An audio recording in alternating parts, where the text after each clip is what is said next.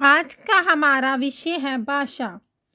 भाषा वह साधन है जिसके द्वारा मनुष्य बोलकर, सुनकर, लिखकर व पढ़कर अपने मन के भावों या विचारों का आदान प्रदान करता है। भाषा के दो रूप होते हैं, मौखिक भाषा और लिखित भाषा।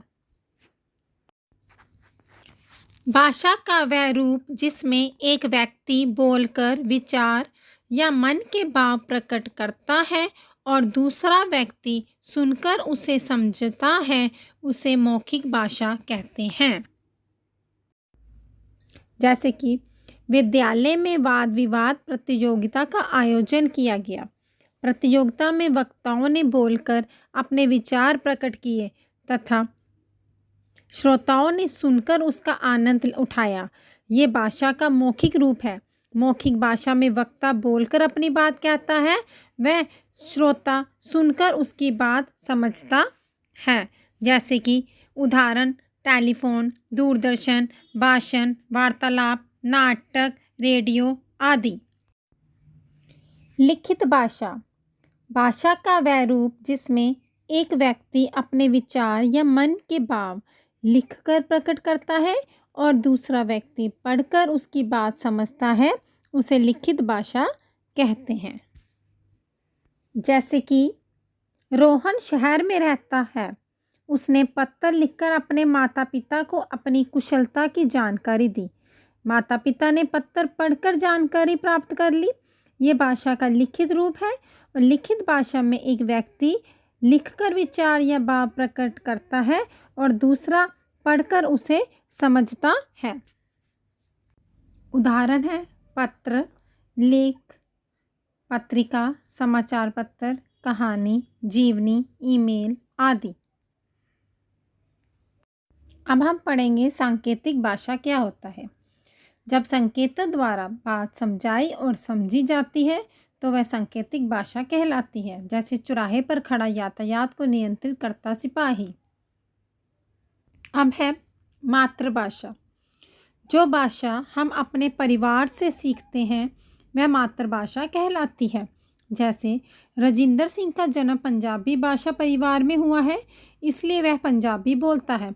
राधा का जन्म हिंदी भाषी परिवार में हुआ है, इसलिए वे हिंदी बोलती है। इस प्रकार पंजाबी व हिंदी उनकी मातृभाषा है। राजभाषा, वह भाषा जो देश के कार्यालयों व राजकाज में प्रयोग की जाती है, राजभाषा कहलाती है। जैसे भारत की राजभाषा हिंदी है, अमेरिका की राजभाषा अंग्रेजी है। राष्ट्रभाषा, वह भाषा जो देश के अधिकतर निवासियों द्वारा प्रयोग में लाई जाती है, राष्ट्रभाषा कहलाती है। सभी देशों की अपनी अपनी राष्ट्रभाषा होती है। जैसे अमेरिका की राष्ट्रभाषा अंग्रेजी, जापान की राष्ट्रभाषा जापानी, रूस की राष्ट्रभाषा रूसी, फ्रांस की राष्ट्रभाषा फ्रेंच आदि कहलाती है। भारत की राष्ट्रभाषा हिंदी को कहा जाता है। यह देश के लगभग 70 से 75% लोगों द्वारा प्रयोग में लाई जाती है। अब हम जानेंगे बोली तथा भाषा में अंतर। भाषा का विकसित रूप बोली कहलाता है। इसका प्रयोग सीमित क्षेत्र में किया जाता है। इसमें प्राय साहित्य की रचना नहीं होती। बोली में लोकगीत में लोक कथाओं की रचना होती है, परंतु ये लिखित रूप में नहीं होते। इनका प्रचलन मौखिक रूप में ही होता है। हिंदी भाषा में 18 बोलियां प्रचलित हैं। भाषा बोली का विकसित रूप होता है। इसमें साहित्य की रचना की जाती है। इसका प्रयोग विस्तृत क्षेत्र में किया जाता है। भारतीय संविधान में 22 भाषाओं को मान्यता दी गई है। प्रत्येक राज्य की अपनी भाषा है। जैसे पंजाबी पंजाब में, गुजराती गुजरात में, असमी असम में, कश्मीरी कश्मीर में आदि। भारतीय संविधान में 22 भाषाओं को मान्यता प्रदान की गई है। ये भाषाएं हैं हिंदी, असमिया, बांग्ला, डोगरी, बोडो, उर्दू, नेपाली, गुजराती, कन्नड़, कश्मीरी, कोंकणी, मैथिली, मलयालम, मराठी, मणिपुरी, ओडिया, पंजाबी, संस्कृत, संताली, सिंधी, तमिल और तेलुगु।